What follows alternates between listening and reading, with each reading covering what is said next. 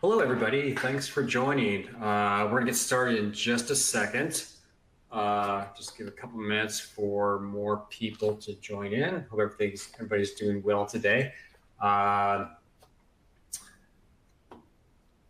right. Well, thank you very much for joining us today. My name is Steve Aronsoff. I'm the Senior Vice President of Marketing at FlexPay. A company specializes in failed payment recovery and helping companies reduce involuntary churn. So today we're going to take a journey. We're going to go into a deep dive and really explore the connection between failed payments and involuntary churn and explain why the only way to reduce involuntary churn to its absolute minimum levels is by using a failed payment solution or recovery method that's sophisticated enough and is optimized to create recovery strategies. In fact, even use different recovery methods for each individual failed payment. And we'll explore why that's so important and how that can really unlock some really profound benefits to your business financially. And the reason this is so important is the idea that every failed payment is different and different strategies and different techniques and methods of recovery have to be used is important because the understanding that failed payments are not monolithic. There's not one reason why payments fail. It's a complex problem. And so once you understand this idea that failed payments fail for many, many different reasons, it puts you in a place where you can either start to prioritize the application of a failed payment recovery solution and an involuntary churn solution for the first time, which would be great. Or if you're a company that has recognized the problem and has taken the first step and have a solution in place, but you're finding that your involuntary churn rate is not getting any better and you're dissatisfied with this, also put you in a position to be able to take that next step and really make a dramatic improvement in your results. So let's get started with talking about failed payments and really make sure that the connection between failed payments and churn is understood. Many companies look at failed payments as a transactional problem. It's a natural first glance, right? So we have the operational systems in the background. We have our CRMs and our billing platforms that will continuously bill our customers month after month or year after year as their subscription contracts call for. And the payment system will submit the payment request to the credit card networks, and it just happens automatically. We expect it to be submitted, and we expect the process from the banks to work as we think it should, which is that all the transactions we submit that are legitimate will get approved, and the bank will recognize and decline all the transactions that are fraudulent, and our system works. But the reality is far from that truth. And so what the big understanding is that I really want to, number one, is that when payments fail, it is not just an operational problem that you are putting at risk the ability to collect the payment for that one transaction. The reality is that anytime a payment fails on a subscription and that payment is not recovered, that actually is a source of churn. That's where the phrase involuntary churn comes from. The customer did not intend to cancel their subscription. It unintentionally happened because of the failed payment. And in fact, what we know from investigating and analyzing subscription companies is that usually failed payments and involuntary churn is the single largest remaining source of subscriber churn. So it seems on the surface to be a simple transactional problem, actually has a much deeper cost to the business. And so knowing this is an easy way to start prioritizing why a failed payment solution and find the failed payment solution that is the most effective is so important. It's vital to be able to solve and recover as many failed payments as possible to reduce your involuntary churn rates to as low a rate as possible. So let's dive into the failed payments themselves and really start to explore the complexity behind them. The key to understanding the harm is that the payments that are failed are being declined for literally hundreds or even thousands of different reasons. And so if you think that you can solve the problem with the easy one-size-fits-all solution, that really is unrealistic. The reality is that there are over 25,000 banks in North America alone that issue credit cards, and each of these banks uses their own logic for deciding what transactions are approved or declined. And when the bank declines a transaction, they can return hundreds of different reason codes to you, the merchant, to explain the reason why they declined it. And so when you think about the level of complexity that you have to deal with, which is the transaction comes back and you understand it's been declined, there's many reasons and different dimensions to optimize for. It really starts to put a more of a clarity and a better point of view on what it takes to be able to solve the problem and why the technologies that are optimized for solving this become so important. So even though there are thousands of reasons why payments are declined, I think it's helpful to understand is diving into why banks are declining and what they're trying to solve for. So each bank will use its own logic to approve decisions, and what they'll do is they're going to apply their own risk thresholds for identifying what they're willing to accept as a legitimate transaction, and then use their own rules to apply this logic. It's also important to understand that banks are not always transparent on the information they share back with you. So we have these hundreds of different decline codes that can be returned, but in reality, the banks are trying to be opaque consciously, because what they don't want to do is provide enough information to the fraudsters, where the fraudsters can start to see these codes and get enough data where they can start to game the system and try to get their fraudulent transactions to be approved. So there is some opacity within what information the banks return. Now, within the hundreds of decline reasons that banks can generate, there are a number of general buckets that all the decline codes will fit into. For example, do not honor is more of a generic code where the bank is saying we are declining the transaction without giving a lot of clarity on reason. Often these are where the false declines, where the bank thinks that the risk of a fraudulent transaction is high, but it turns out it's a good card and the consumer wants to make the purchase, but it's still declined. Another example is bad or missing card data, and these are cases where the card is information that's been provided will not allow the transaction to be approved, and so customer interaction, some involvement by the customer is going to be required to be able to solve that purchase. And so one of the key insights when you think about this is that it's illogical to think, given all the different reasons why cards are declined, NSF is another big reason code where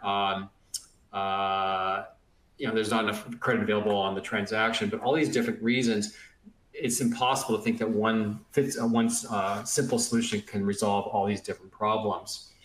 And so the idea that different decline reasons require different approaches is fundamental to the first step in really unlocking the true opportunity to reduce your involuntary churn rates. So NSF, for example, non-sufficient funds, is going to need to find a way to submit the transaction when the account that is trying to make the purchase likely has credit available to complete the purchase, while a do not honor really needs to be submitted in a way that avoids the bank's fraud filters.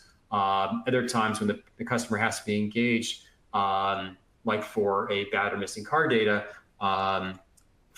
be able to deliver tailored messaging that will be able to give the customer information about why the reason why that their card was declined, what they need to do to take action on it, and managing customer satisfaction during the process is absolutely vital.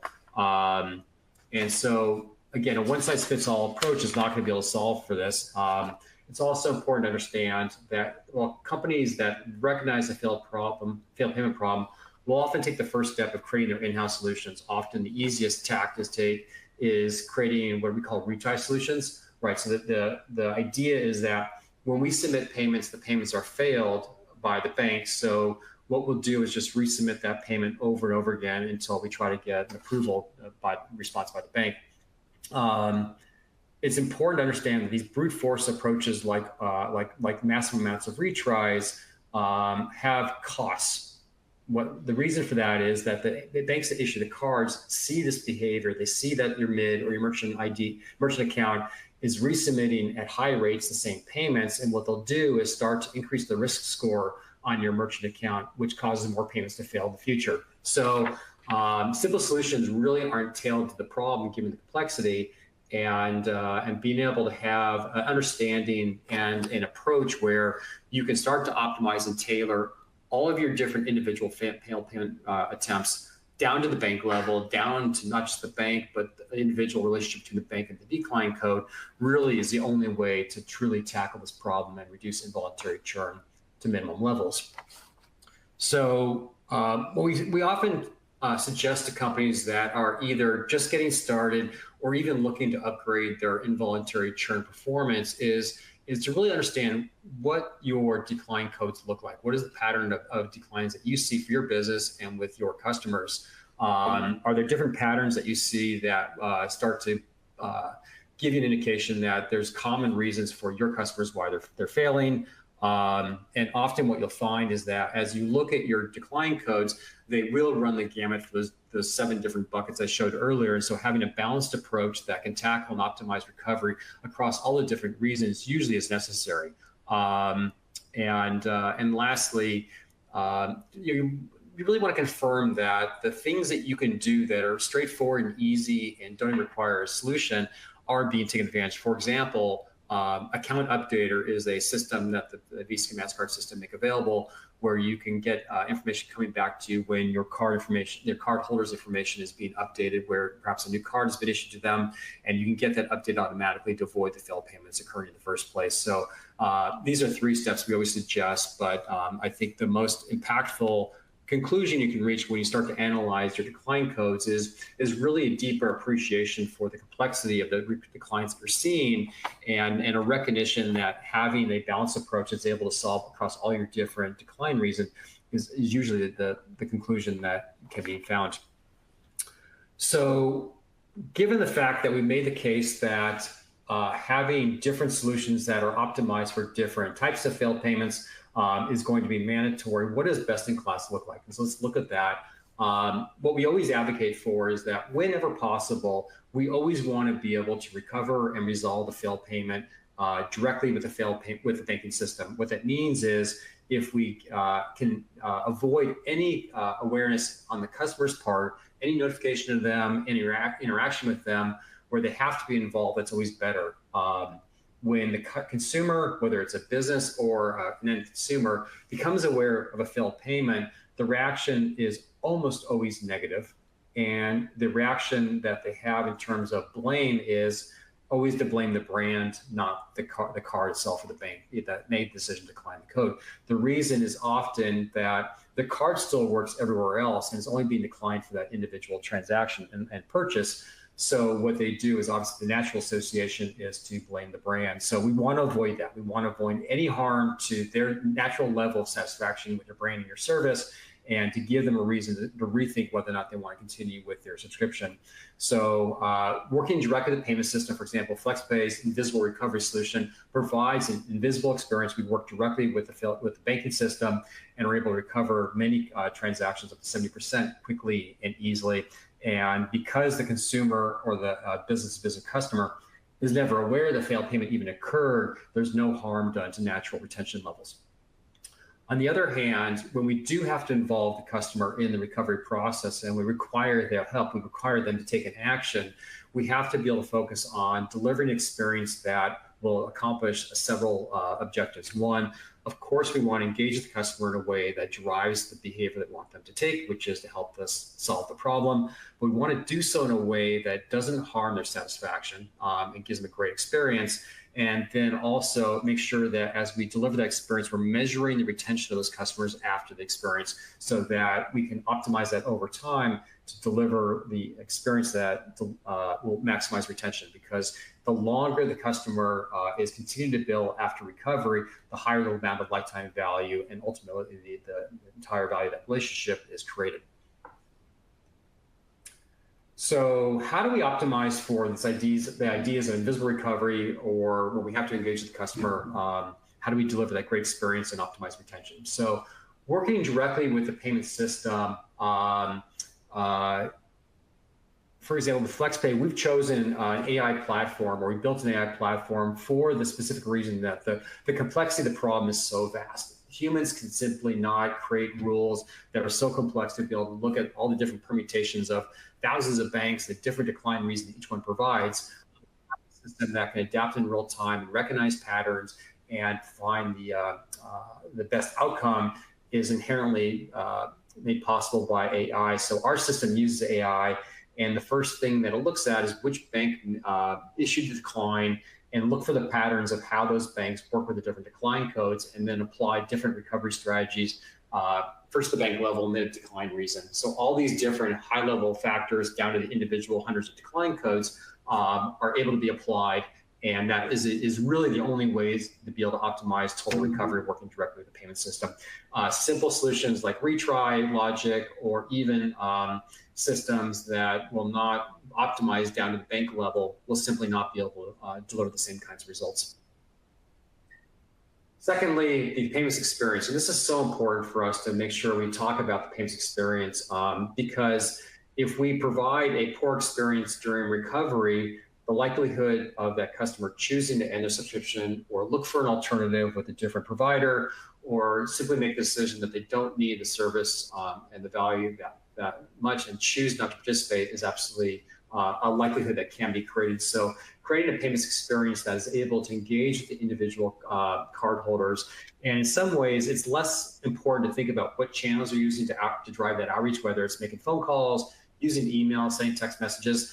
That can be replicated for really any system, but the way you go about doing it, the experiences you create, the language that's you use, how you engage with the customers is absolutely vital. So our system has been built in a way to be able to look at the reasons why the payment failed and what needs to be done to be able to solve for it. And then, because we know that not every individual customer or consumer is going to react to the same message, being able to apply different types of themes, whether it's an education theme, telling the customer there's a problem that needs to be solved. We know that not every customer is going to respond to that type of an approach. So layering in different ways to define the messaging theme that will align with the drive the right reaction gives us the best opportunity to be able to solve the problem. So our system will roll through different messaging that will recognize the problem and help the customer feel like it's not that they're at fault, which is absolutely true. Some customers will have a sense that they want to correct the problem themselves, and we can find ways to be able to engage in that way. Other customers will find a sense of fear of missing out on the opportunity to take advantage of the product or service. And so applying these different themes in the messaging will allow you to use the window of time you have to recover the payment and get the best outcomes. Again, even with direct engagement with customers, there's no one-size-fits-all approach that will solve for every customer, every failed payment, and your system has to be sophisticated enough to be able to find the one approach that's going to resonate and drive the reaction and the response and the correction from every individual customer. So one of the ways that we talk to companies about optimizing their process, particularly companies that have taken the first step and have built a simple solution with retries in-house, or perhaps we find many companies, when a failed payment occurs, will hand over those transactions and the customers to the customer service team and ask them to reach out to the customer to help them solve the problem. Those are good first steps, but the problem with those is that they don't take the complexity into account, and they don't vary the approaches beyond just, hey, can you help us solve the problem? Or can we just hammer the system with retries over and over again? The way that you can start to judge the performance of your system is not look at just the short-term recovery rates, but also look at what recovery rate are we driving? What is the customer satisfaction coming out of that process? And lastly, are we increasing the LTV? Are we measuring the lifespan of customers following recovery? Now, if you do that successfully, what you start to see is that you can drive a very, very, very quick improvement in retention. And that has such an impactful relationship to your financial performance. What happens as you start to recover more customers, you reduce churn, you start to drive compounded growth. And the reason that occurs, think about it this way, that if we either apply a failed payment recovery solution this month or upgrade our solution, the recovery rate improves. And next month, so we recover a group of customers this month. And next month, we have a new group of customers that their payments failed. We recover those as well. But the new customers we recovered last month continue to bill. And so in month 2, you have a doubling of the revenue from your recovered customers. In the 3rd month, you have tripling. And so you start to see that build over time. And so your revenue growth actually accelerates as a result of improving retention. Now, secondly, the other core benefit of the revenue from recovered customers is that unlike driving revenue growth from new customers, there's no acquisition costs associated with revenue from recovered customers. In fact, most subscription companies know that the largest cost factor they have in their income statement is the customer acquisition cost. So if we're able to drive revenue that the only cost associated with that revenue is cost of goods sold or the cost to deliver your product or service, there's no increase in customer acquisition costs. There's no increase in G&A. What you start to see is that new revenue is very, very accretive to bottom line profits. You will not just drive compounded revenue growth, you'll also see an acceleration of your profit, which unlocks new opportunities for reinvesting that cash in the business. So when we talk about the importance of solving failed payments and improving your retention rates by reducing involuntary churn, this amplification of the benefits to your financial performance is the reason why this is so important and why companies that really take the opportunity to get this right see such an improvement in their financial results and the benefits that they see from them. Okay, so that really takes me to the end of this. And if anybody wants to speak in more detail about the individual reasons, we're happy to schedule time afterward. But to follow up, I think one of the most important concepts I hope you walk away with is the idea that when it comes to failed payments, when it comes to reducing involuntary churn, good enough is not good enough. Now, what does that mean? What this means is that because failed payments is likely one of the largest remaining sources of customer churn that you have, when you classify failed payments as a churn source, you can reframe the ideal of what good looks like, what outcome you're striving for. So while you may be satisfied with a current system that's in-house that's improving your recovery to some degree, reducing involuntary churn to some degree, if you look at this problem as a churn problem and recognize that the cost of churn is not just a single month payment, but all the revenue that the customer would deliver, while conversely, when you recover those customers at a higher rate, the downstream revenue is going to accrue to you as well, then you start to understand that even small improvements in recovery rates translate to very large outsized impacts on your business, which become very material for your revenue and profits. So remember, the objective here is not just to deliver top recovery, but that the objective is top recovery and reduction in involuntary churn. In fact, measuring your entire effort on its impact on your overall churn rate is probably going to be the most effective way to really align the resources and drive the highest level of prioritization that you can. And remember that because of the outside revenue growth that comes from recovering customers, the revenue gains that you'll drive from improving recovery rates almost always outweighs the cost, because customers that recover will continue to bill month after month. So don't look at this as a cost minimization effort. Look at it as increase recovery, increase the profit, and the revenue that comes from it. And then the only way to really be able to do that, to be able to do those kinds of those gains, is to be able to start applying all the resources you have internally, your people, your process, your technology, towards reducing involuntary churn. Treat failed payments with the same level of urgency as you do with voluntary churn, which is always a priority for subscription companies, because this is the fastest path to increasing revenue, retention, and LTV. And by applying sophisticated solutions, you can start to unlock these benefits. So that brings me to the end of today's presentation. We do have one question from our audience. Dave asks, our IT team has built a retry solution for our failed payments. Great, congratulations, Dave, that's a good first step. But how much improvement in voluntary churn can we expect with a specialized solution? I can certainly speak to the benefits that FlexPay provides. Typically, what we see is that within 12 months' time, our customers will start to see that their overall churn rates go down by 5, 10, 15%. Very significant gains in retention that are usually very hard to pull off, approaching churn just through the lens of voluntary churn. And the impact that has on revenue often means that within 12 months, there's 10-ish% of all revenue that's being generated in 12 months were for customers that previously would have churned. So the impact can be profound. And the most important, I think, exciting part about the upgrade from a retry solution to a specialized solution is that those benefits can start to be realized literally within month one. They don't take months and months and months to unlock like traditional churn reduction programs do.